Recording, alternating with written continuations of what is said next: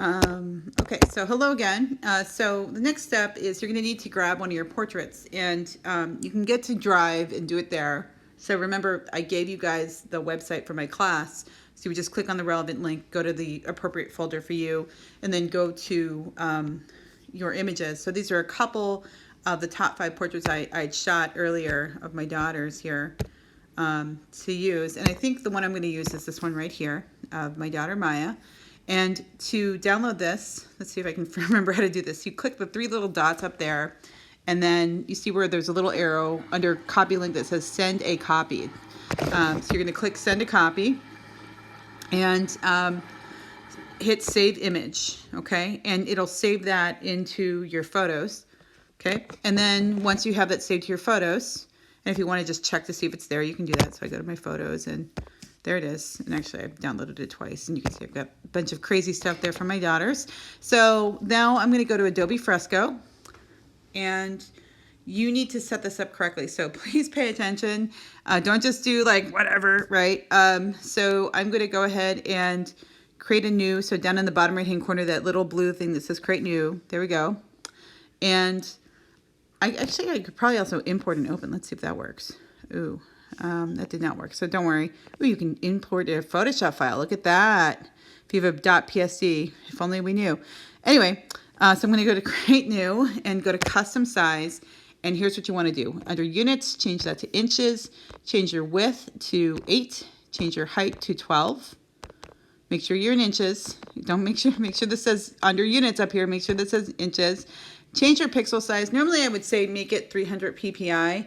But because we're working on the iPads and I don't know how much space you guys have, we're going to just bump that down a little bit. 200 is fine for what we're doing. And change your background to transparent. Just trust me on this, and hit create document. And if you do this right, this should look kind of familiar. There's your transparent stuff, your toolbars on the left. It looks a little different than what we're used to. And the little box in blue over here is your layer. So we're going to add a new image to this. And to do that, see if I can remember. So I'm going to come over here, and nope, that's not where to do it. Let's see. I did this before and I forgot how I did it. You might figure it out before me. Oh, nope, that's add a new layer. Oh, 3 dots. Okay, so I'm going to click on the 3 dots, and if I hit add a layer, nope, that just does that. Honestly, I had this before and now I've forgotten how to do it. And I'm a little embarrassed.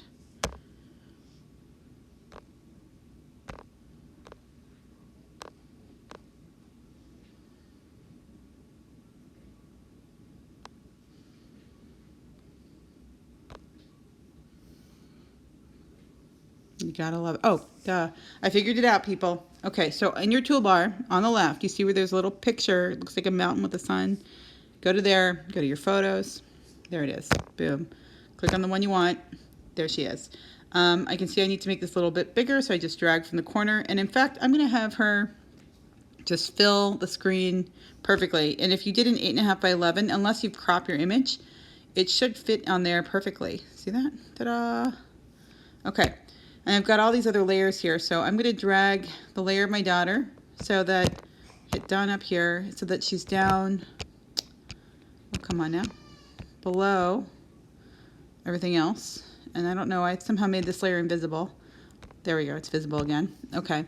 And this is kind of, you're going to be like, this is so intuitive once you start playing around with it. So I'm working on a new layer. I'm not working on the layer that has my actual image on it, right? So I click there and click over here on my brushes, and I'm going to hold that down.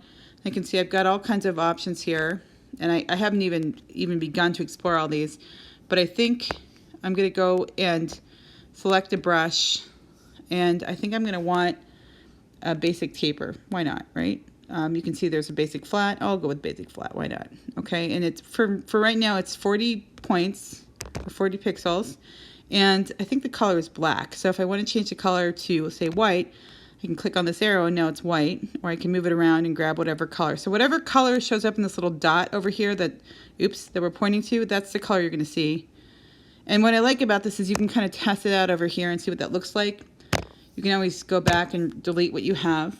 But I think you kind of get the idea already. You can come in here, right, and grab the color you want. So let's say I wanted white, and I wanted it to be a smaller brush size. I click on this, and look at that. And if I, see, so it says tap with 2 fingers to undo, tap with 3 fingers to redo. So I'm going to tap with 2 fingers, and that didn't do anything.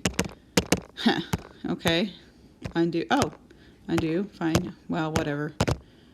So, you know, if you make a colossal mistake, remember it's on this layer. So I could take that layer and either delete the layer like that, work on a new layer, right? Or do whatever. But I'm going to zoom in by just pinching with my 2 fingers, just kind of like you would on a regular brush. And I can make this as small as I want. And as you can see, I can start to draw whatever I want to on this image. So before I know it, I've got something.